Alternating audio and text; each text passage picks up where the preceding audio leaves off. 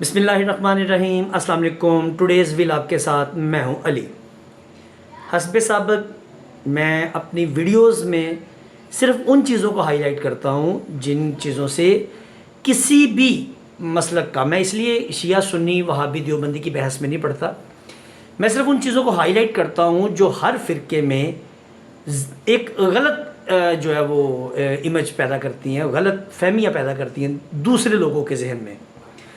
چونکہ بحیثیت فقہ جعفریہ ہونے کے میں زیادہ فوکس کرتا ہوں اپنے فرقے میں ہونے والی جو کچھ لوگ، میرے بتانے کا مقصد ہی یہی ہے کہ جو کچھ لوگ اس طرح کی حرکات کرتے ہیں تو وہ اوور دی ٹوٹل کمیونٹی وہ سارا وہ ان کے اوپر بوجھ آ جاتا ہے کہ جناب یہ دیکھیں یہ بھی ذوالجناح ہے، یہ بھی ماتم کر رہے ہیں، یہ بھی شیعہ ہیں، اب یہ کر رہے ہیں تو آپ جواب دیں۔ تو وہاں پر پھر ہمیں جواب دینے کی بجائے میں اسی لیے ان چیزوں کو ہائی لائٹ کر دیتا ہوں تاکہ آن ریکارڈ ہو، یوٹیوب پہ ویڈیوز پڑی ہوں اور میں کسی کو بھی ریفرنس دے سکتا ہوں کہ یہ لے جناب ہم تو پہلے اس سے لا تعلقی کا اظہار کر چکے ہیں، بلکہ اس کی مذمت کر چکے ہیں اور ان سے اپیل کر چکے ہیں اپنی ویڈیوز میں کہ ایسی حرکات نہ کریں۔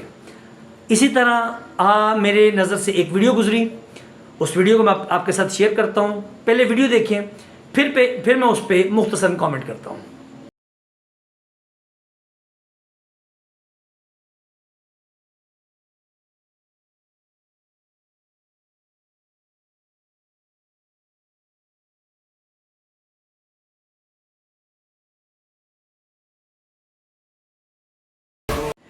آپ نے یہ ویڈیو دیکھی، آپ میں بھی کچھ لوگوں کو یہ چیز سمجھ نہ آئی ہو کہ یہ ویڈیو میں دکھایا کیا گیا ہے، ایک ذوالجناح ہے اور وہ ایک بلڈنگ کے اندر آیا ہے اور دیٹس اٹ۔ لیکن غور کیجئے کہ یہ ذوالجناح مسجد کے اندر آیا، مسجد کے اندر یہ جہاں پر امام مسجد یا عالم دین یا جو مولوی صاحب ہیں وہ جہاں پر بیٹھ کے خطبہ دیتے ہیں، جو ممبر رسول اللہ صلی اللہ علیہ وآلہ وسلم ہے، اس کے پاس ذوالجناح کو مسجد کے اندر لایا گیا ہے۔ اور وہاں پر مجھے نہیں سمجھ آئی کہ کیوں لایا گیا ہے، اس کے پیچھے مقصد کیا ہے۔ جو نظر آ رہا ہے وہ یہ ہے کہ خالی ایک مسجد ہے اور اس کے اندر ذوالجناح کو لا کے وہ ممبر کے پاس کھڑا کر رہے ہیں۔ اب اس کے پیچھے ان لوگوں کی کیا ایک لاجک ہوگی، وہ جو بھی ہوگی وہ غلط ہوگی۔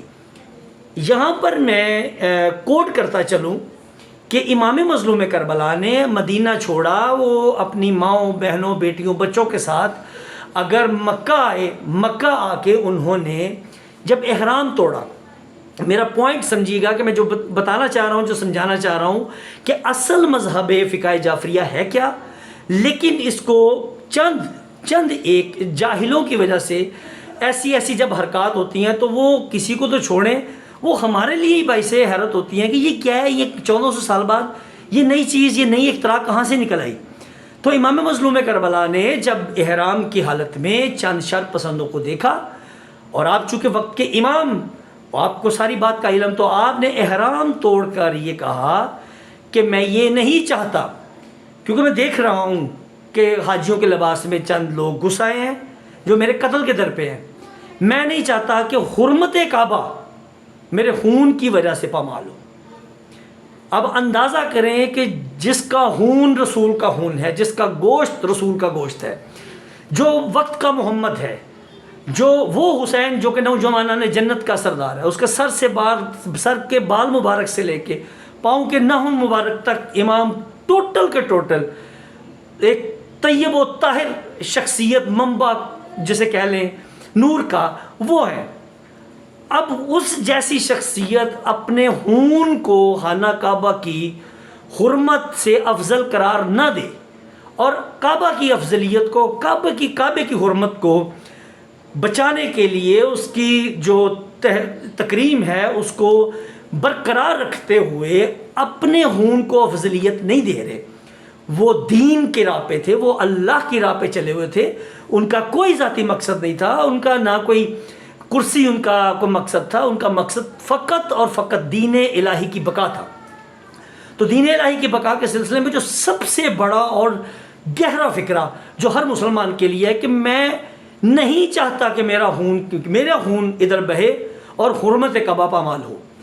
اندازہ کریں کون رہا ہے جو کہ نوجوانان جنت کے سردار ہیں، جو دوشے پیغمبر کے سوار ہیں، ٹھیک ہے، وہ کہہ رہے ہیں، جو دین کو بچانے والے ہیں، یہ وہ شخصیت کہہ رہی ہے، تو وہ اس کی سواری جو کہ ہم شبیہ بناتے ہیں، یہ شبیہ ہے ذوالجناح ہے، کہیں بھی صرف ذوالجناح نہیں لکھا ہوتا ہے، شبیہ ذوالجناح کہ امام مظلوم کربلا کی سواری کی شبیہ، اور ہم صرف اس کا احترام کرتے ہیں اور شبیہ بنا کے ہمیں وہ یاد آتا ہے، ہم اس حیوان کا شکریہ ادا کرتے ہیں کہ اس وقت جو انسان تھے اس سے یہ حیوان بہتر تھا جس نے امام کے ساتھ وفا کی. That's it. اب اس کو مسجد کے اندر لا کر اس سواری کو اور شبیہ کو 1400 سال بعد آج ایک شبیہ بنا کے اس کو مسجد کی حرمت کو جو پامال کیا جا رہا ہے، یہ شخص جنہوں نے یہ کیا ہے، یہ چھوڑ دیں. اللہ تعالیٰ کی ذات تو وہ تو میزان، یہ امام کا سامنا کیسے کریں گے؟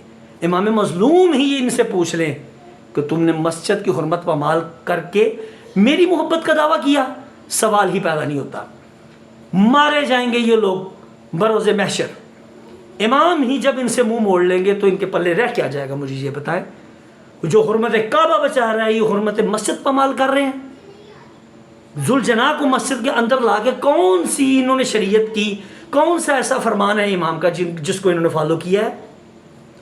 بی بی زینب سلام اللہ علیہا بھائی کے لاشے پہ آ رہے ہیں تو بھائی کی آواز آ رہی ہے، بہن مجھے نماز شب پنجگانہ نہیں، نماز شب کی دعاؤں میں یاد رکھنا، مجھے فراموش نہ کرنا. ان کے فرامین، ان کے جو پیغامات ہیں وہ کچھ اور ہیں. جن چیزوں میں ہم پڑ گئے ہیں ان کا کہیں بھی کوئی حکم نہیں، کوئی، یہ سب محبتیں ہیں، یہ ہماری محبتیں ہیں. یہ ہمارے ایک کیا کہتے ہیں، ہم تابوت بناتے ہیں، یا امام آپ کا جنازہ اٹھانے والا کوئی نہیں، ہم آپ کا علم، یہ دیکھیں کندھا دے رہے ہیں، لاکھ 2 لاکھ کندھا دے رہے ہیں. امام آپ کی شبیہ بنا کے آپ کی اس شبیہ کو شکریہ ادا کر رہے ہیں، خراج تحسین پیش کر رہے ہیں. مولا غازی آپ کا علم بنا کے ہم آپ کو خراج تحسین پیش کر رہے ہیں. یہ شبیہات ہیں بس. اب ان کو آپ ان کے ذریعے ہی مسجد کی اب حرمت پامال کرنا شروع کر دیں گے تو یہ حسینیت نہیں ہے، یہ امام حسین علیہ السلام کا درس نہیں ہے، یہ مخالفت ہے فقہ جعفریہ کی. اس سے شیعہ مذہب، شیعہ فرقے کا، فقہ جعفریہ کا یا شیعت کا کسی قسم کا کوئی تعلق نہیں.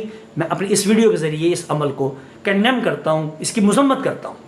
اللہ تعالیٰ کی ذات ہم کو صحیح معنوں میں قرآن اور اہل بیت جو رسول اللہ نے ہمارے لیے چھوڑے ہیں، کہ میں تمہیں 2 چیزیں چھوڑ کے جا رہا ہوں، ایک قرآن اور ایک اہل بیت، ٹھیک ہے. ہمیں اللہ تعالیٰ کے ساتھ ان 2 عظیم جو چیزیں ہیں قرآن اور اہل بیت، ان کو سمجھنے، ان کے نقش قدم پر عمل کرنے کی توفیق عطا فرمائے اور ہمیں ہر طرح کے جاہل سے محفوظ رہنے کی توفیق عطا فرمائے. انٹل نیکسٹ ویڈیو، اللہ